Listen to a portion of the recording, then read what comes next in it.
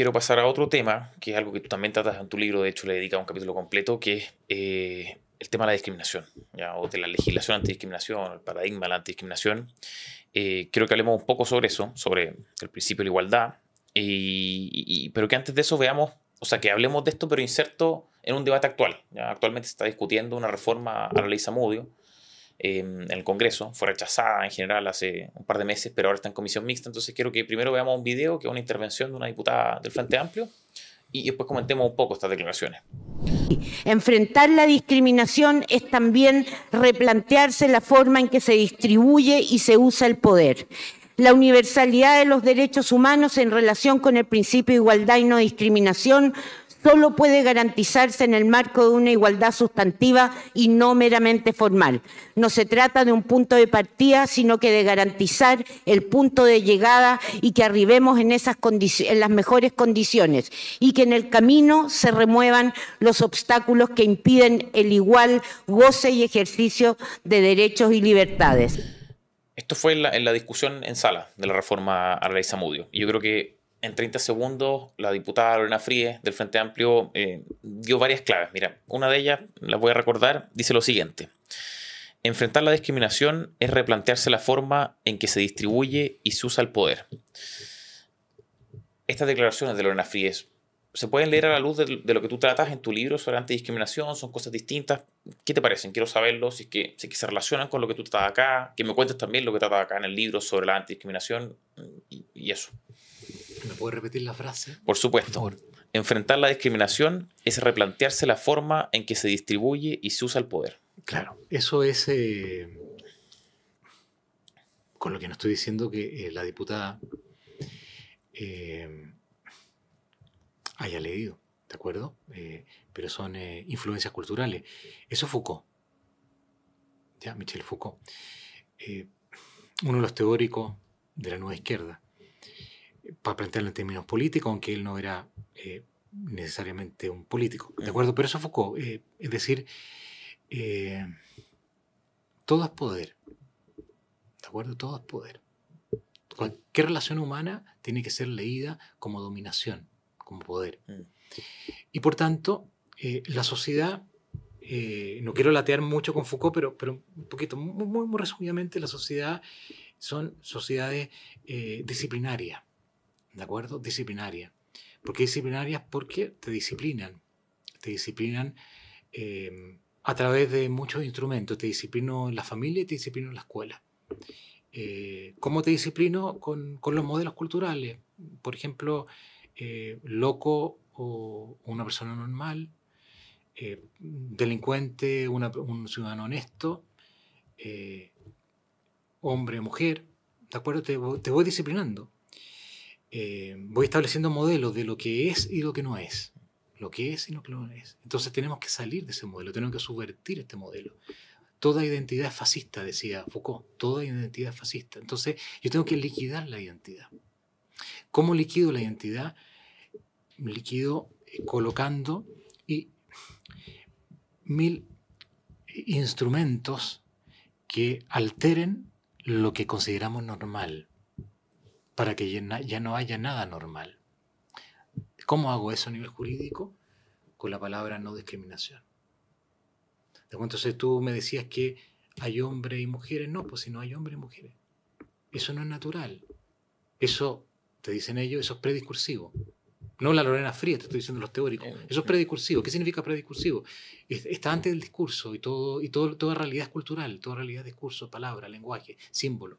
¿De acuerdo? Entonces eso no existe nada cultural. No existe nada antes del discurso, del lenguaje, del sistema de símbolos. Nada. Y el sistema de símbolos está, ¿no es cierto?, afectado volvemos a Nietzsche, por la racionalidad. El sistema de símbolos está afectado por lo que es y no es, por la esencia de las cosas, por la sustancia. Ahora, la esencia de las cosas debe perecer, la sustancia debe perecer. Entonces, el lenguaje de la no discriminación tiene que ver con el poder, porque tengo que desarmar esa sociedad disciplinaria. ¿Y cómo la desarmo? Con el lenguaje y con el derecho de la no discriminación. No sé si se entendió. Sí, no. Me faltan muchos elementos quizás para que se entienda mejor, pero básicamente es eso. Yo no tengo la lectura normal. Yo tengo una lectura de la sospecha. Yo voy a... la subjetividad se construye, y se construye a partir de la familia, y se construye a partir de la escuela, y eso es lo que debo desarmar. Y por eso que es importante a un niño de 3 años hacerle dudar de esa identidad, hombre-mujer, porque eso no es natural, eso es construido, eso es binario, tengo que desarmar eso. Ahora, ¿por qué tengo que desarmar eso? Porque esto es muy radical, porque yo ya no creo en una naturaleza humana. O sea, yo no es que no crea, yo niego la naturaleza humana. Porque discriminación significa, en el lenguaje de ellos, en el pensamiento de esta teoría, no discriminación significa que yo voy a licuar al sujeto. Ya no existe el sujeto, yo voy a desustancializar a la persona. A la persona la voy a tratar como un acontecimiento, como un proyecto, sin naturaleza específica ni finalidades propias, como un acontecimiento, como un proyecto que se va construyendo. Tú lo construyes con el hacer, porque no hay nada antes del hacer. Todo este rollo te lo defienden teóricamente en sus libros y después se la creen. Que eduquen a sus hijos como quieran. El problema, cuando te lo imponen por el derecho. ¿Y cómo te lo imponen? Con un lenguaje bonito, que es el lenguaje de la no discriminación. Porque si yo te dijera todo esto, tú reaccionarías. Volvemos al inicio. Reaccionaría. No quiero que reaccione. Voy a utilizar el lenguaje de los derechos humanos. Y voy a hablar entonces de la autonomía progresiva de los niños. Voy a diluir la identidad. Disolución de la identidad. Destrucción de la esencia. Mestizaje infinito. Mestizaje infinito. No hay ningún ser, ninguna exterioridad del ser que resista la eterna hibridación. No existe eso. No existe. Ellos quieren destruir eso. Y utilizo el lenguaje, ¿no es cierto?, de la no discriminación. Y ella también dice, vuelvo a citarla, la universalidad de los derechos humanos solo puede garantizarse en el marco de una igualdad sustantiva. Y esto lo dice en el contexto de lo que se denominan los grupos históricamente excluidos o discriminados. Y ahí entra a jugar todo lo que tú nos comentabas, que quizás viene después, lo del colectivo LGTB, el feminismo, el indigenismo, etc. Tú dices en tu libro, las normas o reglas son una imposición de la voluntad del soberano. Ya no pretenden reflejar un orden preexistente, sino que ellas pretenden ser el orden. Y agregas también más adelante que cada grupo, cada colectivo, cada minoría puja por su estatuto propio o brega por ampliar su esfera de influencia sobre los demás. Coméntame esto, quiero saber tu postura sobre lo que dijo Lorena Fríes, también con tus citas, con las citas que acabo de hacer, si están relacionados, que esto de la universalidad de los derechos humanos solo se puede garantizar en el marco de una igualdad sustantiva, etc. Yo sé que son varios elementos, pero tenemos tiempo, así que... El texto de lo que dice ahí la diputada Fríes es una contradicción. Yo no puedo jugar con la universalidad a partir de la disgregación que produce la minoría. La minoría produce una disgregación de lo común, por eso es minoría. Entonces no puedo jugar con el lenguaje de la universalidad. Hay una contradicción, probablemente porque si tú vas a articular el discurso de los derechos humanos radicalmente en la minoría, ya podemos ver el concepto de minoría, pero si lo vas a radicar ahí, en la minoría, se te desarma la universalidad, la pretensión de universalidad se te desarma. Eso es pura particularidad en el fondo. Claro. ¿De acuerdo? Entonces ahí hay una contradicción en ese, probablemente porque ella le está hablando no a la gente que arma el lenguaje de los derechos humanos en torno a las minorías, que siempre son minorías subversivas, nunca son minorías no subversivas. ¿En qué sentido subversiva? Subversiva, que te pueden subvertir la normalidad. Yeah. Si yo tengo minorías que tengo que proteger, que no te subvierten la normalidad, no me sirven. Por eso que hay muchas minorías que no son tomadas por el Frente Amplio, por la izquierda. Eso nuevamente viene de autores de estos filósofos franceses, que ellos, por cierto, no creo que lean, pero bueno, viene de ahí, ¿de acuerdo? Entonces, hay una contradicción ahí, ¿de acuerdo? Y lo que tú me citas de mi libro, eso está articulado en torno al discurso clásico de los derechos humanos, que es el discurso ilustrado de la modernidad, antes de la posmodernidad, ¿no es cierto?, previa, que es... vamos a tejer el discurso a partir de ese hombre universal y abstracto que hablábamos, ¿de acuerdo? Y vamos a tejerlo en torno al ser humano, pero son modelos Son distintos. que hoy día van a entrar en choque. Ya. Aunque podría pensarse que uno es el hijo quizás bastardo, o se podría bastardo o hijo legítimo, no lo sé, eso habría que pensarlo mejor de esto.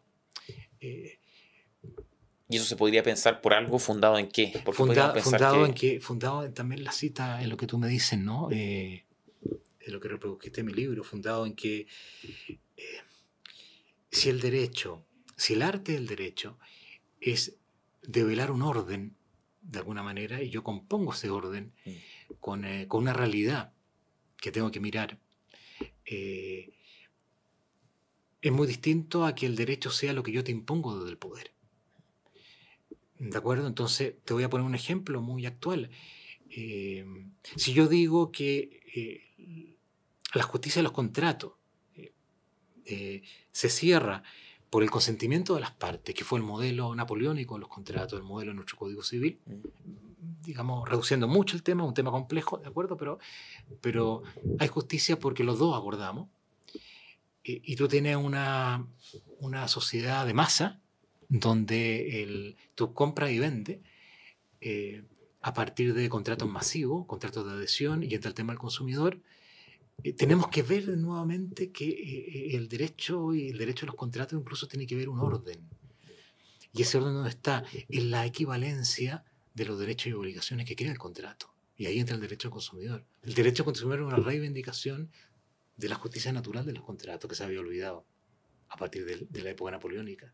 Porque estamos mirando no solamente el consentimiento y la voluntad, estamos mirando algo que es objetivo. Viejo, si vamos a contratar, que sea equivalente mi derecho con mis obligaciones, tu riesgo y mi riesgo. Pero ¿por qué tú vas a aprovechar, ¿no es cierto?, de tu posición de superioridad jurídica y económica para imponerme cosas, ¿no es cierto?, que son absolutamente inequitativas y desiguales. ¿De acuerdo? Entonces, la ley del embudo, como decimos en Chile, ancho para ti, estrecho para mí. ¿De acuerdo? Entonces, la justicia tiene que ver con eso, el arte de lo jurídico tiene que ver con eso. Pero este modelo moderno parte de una ley, que podemos dictar una ley, porque es la voluntad del soberano. Ya no tengo que leer un orden, sino que el orden lo impongo yo. Y eso en el siglo XIX podría funcionar, parte del siglo XX, porque la gente iba al Congreso gente muy destacada, que había estudiado mucho, cuidaba mucho las palabras. Recordemos a don Andrés Bello, ¿no es cierto? En el Código Civil chileno, las palabras muy bien cuidadas, sabía muy bien el lenguaje, pero eso hoy día no ocurre. Entonces quedamos desfasados en eso. Pero uno puede pensar, pero de alguna manera esa voluntad es radicada en un sujeto que va perdiendo el contacto con la realidad, y si va perdiendo el contacto con la realidad y vaya a desarmar la realidad, y después vaya un momento que vaya a desarmar al sujeto, si no hay realidad, tampoco hay realidad subjetiva, y esa es la nueva izquierda, ¿de acuerdo? Y ahí nace también en ese parámetro el lenguaje moderno de los derechos, el lenguaje postmoderno de los derechos humanos, que está en lucha con el lenguaje antiguo. Y pueden encontrar puntos de comparación o puntos en común en que ambos, como dices tú, ignoran la realidad a la hora de construir, y además buscan imponer cierta nueva realidad a través, por ejemplo, de las normas. ¿Eso es algo que pueden tener en común, o es alguna razón por la cual puede ser uno hijo del otro, entre comillas, o con todas las prevenciones que tengan que hacerse? ¿O van a chocar, van a tensionarse irremediablemente porque son muy contrarios, porque son muy distintos, porque uno aspira a universalidad y otro a... Yo creo que son... primero habría que pensarlo. Habría que reflexionar sobre ese tema. Habría que pensarlo, porque también entran otros elementos distorsionadores. Tú entran los elementos teóricos, filosóficos, de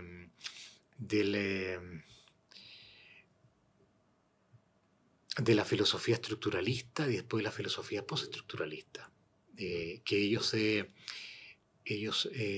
definen como antimodernos. ¿De acuerdo? Entonces, ahora son hijos de la modernidad, no obstante definirse como antimodernos, son hijos que reniegan de su padre, pero no obstante tienen filiación. Yo creo que sí, pero ese grado de antimodernidad habría que estudiarlo con más detalle para efectos de ver cómo está influenciando hoy día en la teoría jurídica, pero de todas maneras son dos movimientos de marchas distintas.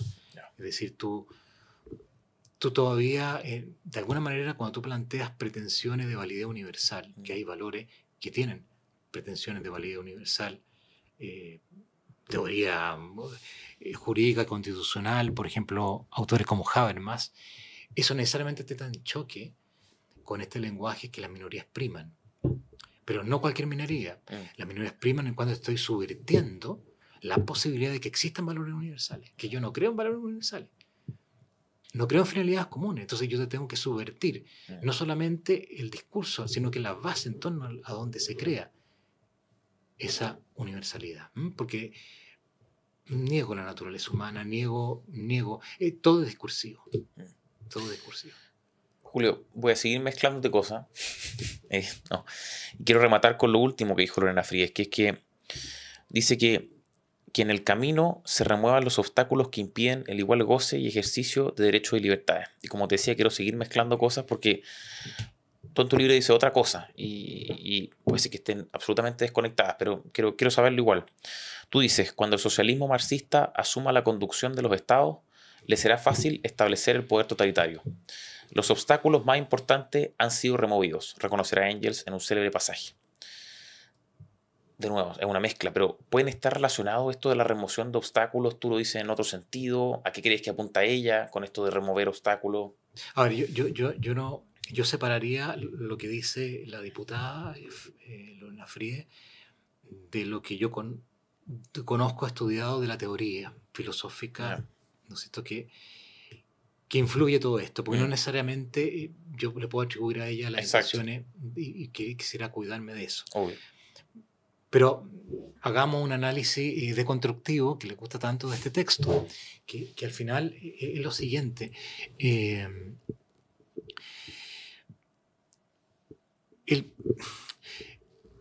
La igualdad material del marxismo, clásico del comunismo, es una igualdad de alguna manera muy atrasada. ¿De acuerdo? Muy atrasada. ¿En qué sentido atrasada? Atrasada porque hay mucho más igualdad más allá de lo que quería Marx. Entonces, para Marx, sobre todo no el joven Marx, que hay una discusión ahí, podríamos hablar de un primer Marx o un segundo Marx, el Marx del capital. La sociedad igualitaria se consigue, ¿no es cierto?, mediante la abolición de la propiedad privada, mediante la captura del capital por el Estado. Va a variar un poco propiedad privada, capital, etc. Pero lo importante es que la economía sea colectiva. ¿De acuerdo? Porque para Marx todos los otros fenómenos son de la superestructura, digamos así, y una vez transformadas las relaciones de producción y llegado al igualitarismo económico, voy a lograr el igualitarismo en todas las otras facetas, ¿no es cierto? Muy reducidamente. Pero, bueno, ahí entra toda la historia de Gramsci. Esto no está bien pensado, porque de alguna manera el hombre no solamente es economía, no es economía. A mí me da risa ciertos liberalismos, que es todo económico, porque son muy amigos de Marx, ¿no? La sociedad es económica, puramente económica. Yo creo que quizás leyeran a Marx y van a estar de acuerdo. Dicen que soy súper antimarxista, pero no, tienen que darle una vuelta ahí en ese punto, ¿de acuerdo? Porque el ser humano no es solamente económico. Y entonces, iba a tocar a Gramsci, pero no llevaría muy lejos. Toquemos un autor más cercano, Foucault. Volvamos a Foucault.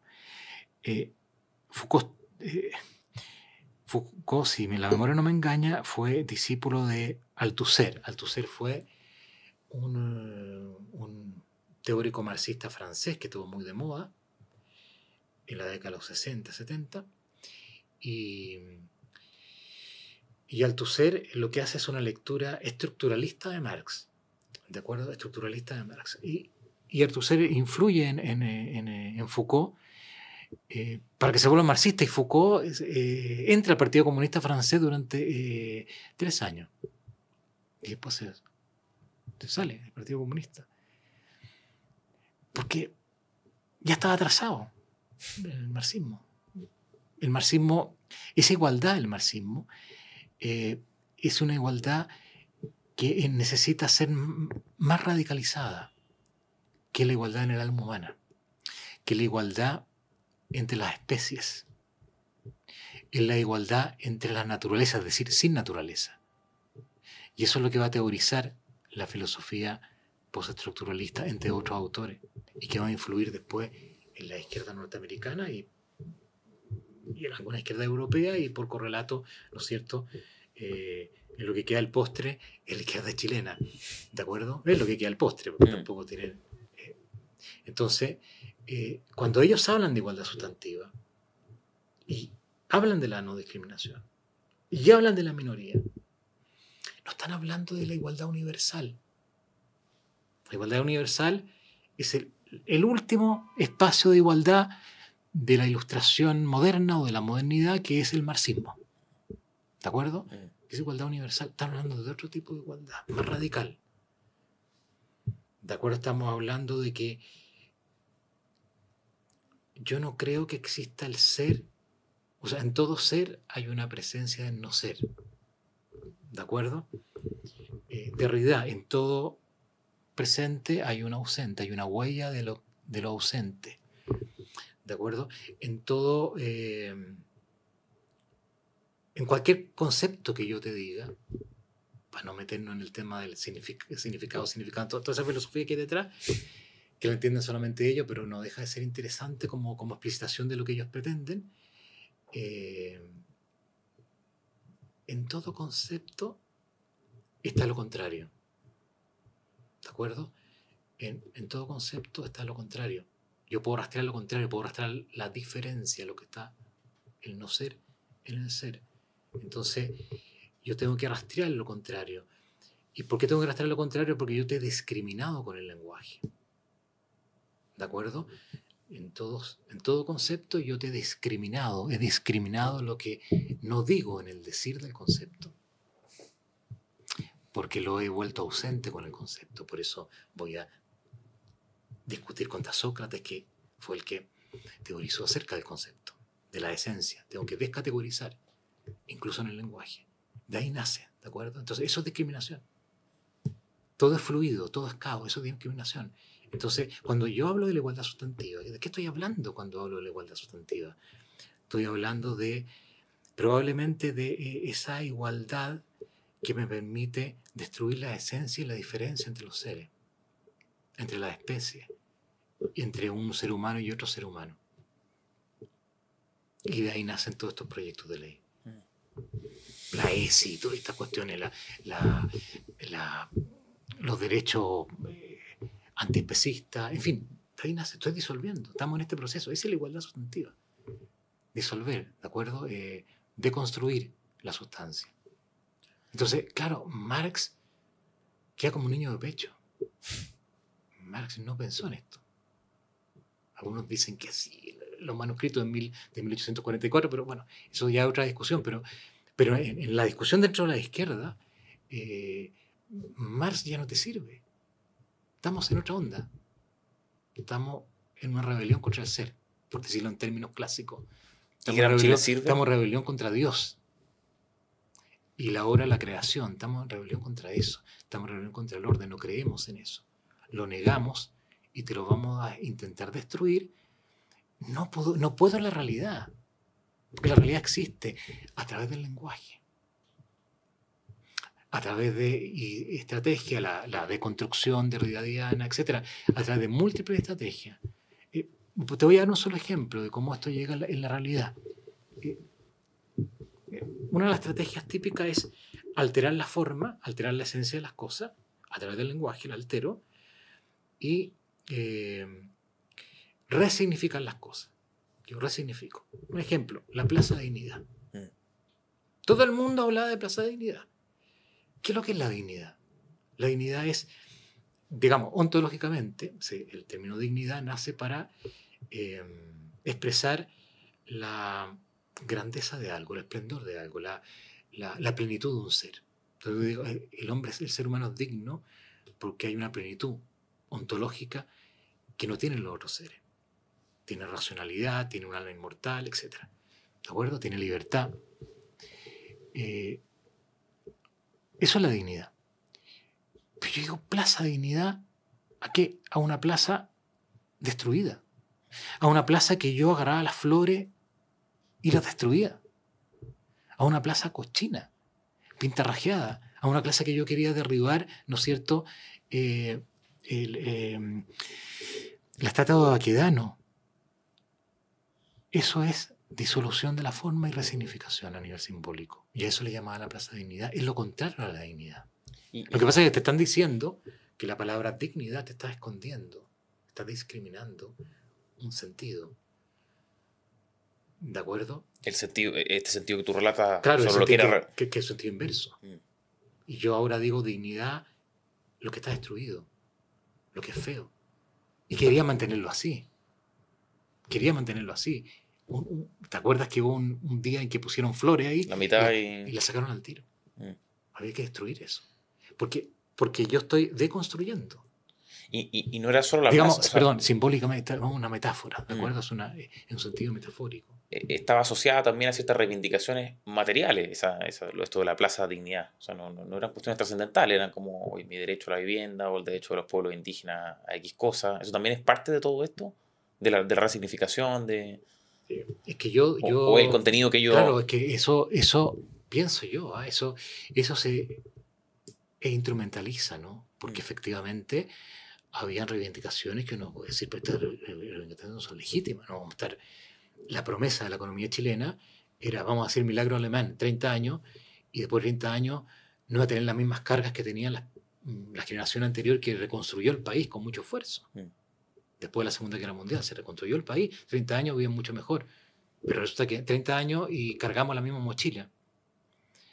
El país mejoró mucho, pero nadie está atendiendo a eso. Entonces, claro, hay una instrumentalización de eso para horadar y destruir no solamente el sistema que llamaban neoliberal, las bases mismas de la civilización. Había una instrumentalización, las bases mismas de la civilización. Si esa constitución era horadar las bases de nuestra civilización. Y por eso, acuérdate, el lema apareció, no eran solo 30 años, eran 500 años. ¿Verdad? 500 años. Y lleno de ese lenguaje, porque esta gente es... como no cree lo prediscursivo, discursivo, inventa palabras y te imponen palabras. Y lo peor que hace la derecha es aceptar las palabras como esas palabras que inventan el pueblo originario, con una mistificación de la historia que no resiste ningún análisis crítico desde el punto de vista histórico ni conceptual, no importa, pueblo originario, y se inventan, ¿no es cierto?, 12 pueblos como si aún existieran. Claro. Como si hubieran petrificado la historia, no hubieran recibido influencias culturales, ¿no es cierto?, de un legítimo mestizaje. En fin, resignificación nuevamente. Oye, Julio, tú hablaste mucho de Marx y, como decías, tú lo citas también harto en el libro. Quería preguntarte algo porque yo, cuando leí una cita de tu libro refiriéndote a los derechos humanos, dices: los derechos de un hombre son, refiriéndote a los derechos humanos bajo el paradigma revolucionario, son los derechos de un hombre abstracto, individualista, ahistórico, no encarnado ni en el tiempo ni en el espacio. Yo, cuando leí esto, me acordé inevitablemente, y puede no estar nada relacionado, pero fue lo que se me vino a la memoria, o sea, a la cabeza cuando leí tu libro, a Marx Sobre la cuestión judía, ¿ya? Que decía que él, haciendo también una fuerte crítica a las declaraciones francesas de derechos humanos, decía que los derechos del hombre no son otra cosa que los derechos del miembro de la sociedad civil, es decir, del hombre egoísta, del hombre separado del hombre y de su comunidad. Y que, refiriéndose a la igualdad, también señalaba que la igualdad, no es otra cosa que la igualdad de la libertad, a saber que cada hombre sea considerado igualmente como una mónada que descansa sobre sí misma. ¿Qué opinión tienes tú sobre la crítica que hacía Marx a las declaraciones de los derechos del hombre? ¿Compartes en algo? ¿Ves algún cierto cruce con tu tesis del libro? ¿O se realizan sobre posturas distintas o sobre cimientos completamente distintos? Quiero tu opinión, porque a mí se me vino en la cabeza Marx sobre la cuestión judía y dije, divertido, quiero comentárselo. Mira, hay dos cosas divertidas. La primera, bueno, no soy marxista, entonces... pero hay dos cosas divertidas. La primera es que la crítica a la Declaración de Derechos Humanos vino del marxismo, pero también de los primeros conservadores, los primeros contrarrevolucionarios. Entonces Berg hace también una crítica, que es el padre del conservadurismo, ¿no es cierto?, anglosajón, hace una crítica en sentido, no igual, pero parecido, claro, al abstractivismo, ¿no es cierto?, esta ridiculez, ¿no es cierto?, abstracta, que no que te puede dejar desnudo al hombre concreto, pero tú estás feliz porque protege al hombre abstracto. Un poquito, esa es la crítica. Oye, pero si la gente, digamos, apenas tiene que comer y tú le dices que proteges todo, no importa, porque ya está en la declaración, dormimos tranquilos. Pero también los autores contrarrevolucionarios, ¿no? Rivarol, de Mestre, hacen una crítica. Rivarol tiene una cosa divertidísima, porque él publica ya apenas después va a tener que emigrar porque lo iban a matar, ¿no es cierto? En un diario ahí en Francia, hace un juego, ¿no? Hemos decretado que mañana va a salir el sol, hemos decretado que puede salir la luna. La misma crítica del abstractivismo. Ahora, Marx también comparte eso, pero le hace una cosa distinta. Lo que Marx en la cuestión judía está haciendo es que después va, ¿no es cierto?, a explicitar, a sistematizar en el Capital. Él va a discutir la construcción de la sociedad capitalista. ¿De acuerdo? Entonces él lo que va a decir es que ¿para qué me habla de la igualdad ante la ley, los derechos humanos, cuando hay todo un sector que son los explotados que no van a tener derechos, que no van a tener esos derechos? ¿Para qué ese lenguaje universalista abstracto si estáis viendo? O sea, el aseguramiento de ciertos derechos como la propiedad, la igualdad ante la ley para una cierta clase privilegiada, por decirlo de alguna forma, para los burgueses. Si tú me hablas de la propiedad, pero estamos hablando de una masa de proletarios. Estamos una masa de proletarios, ¿no es cierto?, que trabaja 14, 18 horas, que lo que tiene son los hijos, y no tiene nada más, que depende absolutamente de tu trabajo, porque no tiene rentas como tú, como burgués, ¿de acuerdo? Y esa es la realidad que va a criticar Marx, aunque probablemente nunca haya visitado una fábrica, ¿no es cierto?, en Inglaterra, pero eso, la crítica de él está fundado en eso. Ahora, eso de alguna manera lo compartió también el pensamiento conservador y tradicionalista del siglo XIX, pero desde bases distintas. Claro. Porque el pensamiento tradicional conservador, lo que me estás... las relaciones sociales me las están mercantilizando, me están mercantilizando todo. Y yo no quiero esa sociedad. Pero Marx, otra cosa, ¿no es cierto? Marx es que yo quiero otra sociedad con una igualdad mucho más radical que esta. Entonces era un poquito distinta, ¿no es cierto? Sí. Mi intención obviamente no fue asociarte a Marx, sino que comentarte igual. No, lo que pasa es que Marx tiene... todo pensador tiene reflexiones interesantes también. Y Foucault también tiene reflexiones interesantes. Todo pensador tiene... Lo que pasa es que, claro, la filosofía que nos inspira, para mí es absolutamente corrosiva. Julio, en el final de tu libro tú dices que la marea ideológica es demasiado fuerte para resistirla. Una vez dentro de ella, nadie puede escapar. Eso en las partes finales. La Revolución Francesa ya ocurrió. Dejó toda la tradición jurídica que de ella devino, si se le puede llamar. Esa tradición hizo lo suyo. Y tú hablas en el final de higienizar. ¿Ya? Higienizar, tú me corregirás si es el discurso de los derechos humanos o la teoría de los derechos humanos. ¿A qué te refieres con higienizar? ¿Ya? Porque como te preguntaba antes, nosotros pareciera ser que estamos parados en cierto marco, ¿cierto? Ya que está inspirado puede ser por ciertos principios, quizá hoy día ya estemos cortando este como modelo anterior y estemos entrando en otros, pero ¿qué hacemos? Por ejemplo, yo te planteé al principio, oye, mi Constitución reconoce el derecho de propiedad y yo puedo estar feliz con ese derecho, pero puede ser que ese derecho también esté inspirado en otros paradigmas, el paradigma emancipatorio, estoy diciendo nomás, puede ser que no. ¿A qué vas tú con higienizar esta teoría o el discurso de los derechos humanos? ¿Y cómo se hace? Si es que se puede. Sí, bueno, me refería a higienizar la mente, ¿de acuerdo? Ya. Que lavarse la mente de este agobio, de este discurso tóxico de los derechos humanos. Volver a repensar la realidad, volver a amar las lealtades que todos los seres humanos tenemos, ¿no es cierto?, con el orden natural, con lo creado, con la familia, con la patria, con Dios. Fíjate, familia, patria, Dios, comunidades locales, todo aquello que pretende ser barrido hoy día. Es que si tú no te higienizas, vas a quedar capturado por el lenguaje. Y por eso la importancia de de hacer un trabajo de higiene. O sea, De higiene lógica, de higiene de atreverse a defender aquello que amamos. ¿De acuerdo? De volver a defender el orden natural. Y esto a niveles que son increíbles, porque hoy día tú puedes decir, esto es normal, y alguien te puede decir, ¿pero por qué hablas de normal?